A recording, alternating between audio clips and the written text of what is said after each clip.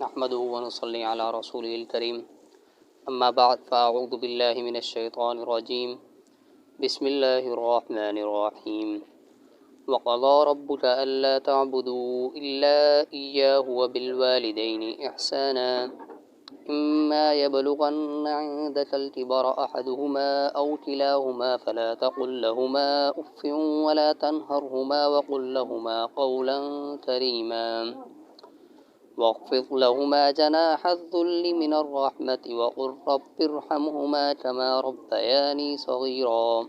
عن ابن مسعود رضي الله عنه قال سألت النبي صلى الله عليه وسلم أي العمل أحب إلى الله؟ قال الصلاة على وقتها. ثم قلت ثم أي؟ قال بر الوالدين أو كما قال عليه الصلاة والسلام.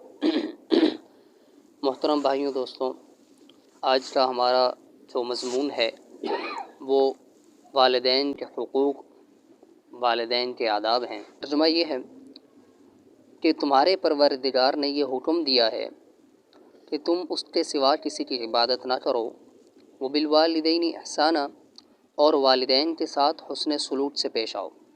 اما یبلغن عندک الکبر احدہما، جب تمہارے والدین میں سے کوئی ایک یا دونوں بڑھاپے کو پہنچ جائیں، فلا تقل لہما اف، انہیں اف بھی نہ کہو، ولا تنہرہما، اور انہیں جھڑکو نہیں، وقل لہما قولا کریما، اور عزت سے ان کے ساتھ بات کرو، واخفض لہما جناح الذل من الرحمہ، اور محبت کے ساتھ اپنے آپ کو ان کے سامنے بچھا دو، وقل رب ارحمہما کما ربیانی صغیرا، اور اللہ سے یہ دعا کرو کہ اے اللہ، جس طرح انہوں نے بچپن میں مجھے پالا اسی طرح تو ان پر رحم فرما۔ ان دو آیات میں اللہ تعالیٰ نے 5 حقوق بتائے ہیں والدین کے۔ سب سے پہلا کیا ہے کہ جب وہ بڑھاپے کو پہنچ جائیں تو انہیں اف نہ کہو۔ اف کا مطلب یہ ہے کہ ان کے کسی بھی بات پر ناگواری کا اظہار نہیں کرو، یعنی ناگواری کا چھوٹا لفظ کیا ہے؟ اف۔ تو قرآن کہہ رہا ہے کہ یہ اف بھی نہیں کہنا، اس سے بڑھ کر تو آپ نے کچھ کہنا ہی نہیں ہے نا۔ اور دوسرا حق کیا بتا رہا ہے؟ ولا تنہرہما، انہیں ڈانٹنا نہیں ہے۔ بعض اوقات ایسا ہوتا ہے کہ والدین جب بڑھاپے کو پہنچ جاتے ہیں تو ان کے اندر بیمار رہ کے، گھر میں رہ کے چڑچڑا پن آ جاتا ہے، تو انسان تنگ پڑ جاتا ہے کہ یہ کیوں ایسی باتیں کر رہے ہیں یا ایسے سوالات کر رہے ہیں، ان کا اس سے کیا تعلق ہے؟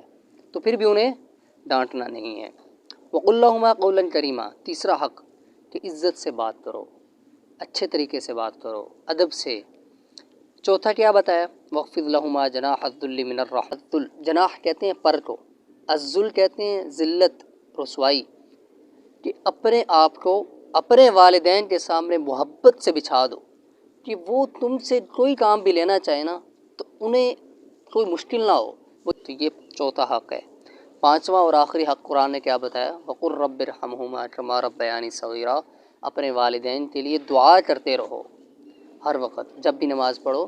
ایک بزرگ فرماتے ہیں کہ 5 وقت نماز پڑھنا یہ کس کا حق ہے؟ یہ اللہ کا حق ہے، اور 5 وقت نماز کے بعد اپنے والدین کے لیے دعا کرنا یہ والدین کا حق ہے۔ تو قرآن نے خود دعا بتائی ہے، اللہ تعالیٰ خود حکم دے رہے ہیں اپنے بندوں کو کہ اپنے والدین کے لیے دعا کرو۔ اور کیا دعا کرنی ہے؟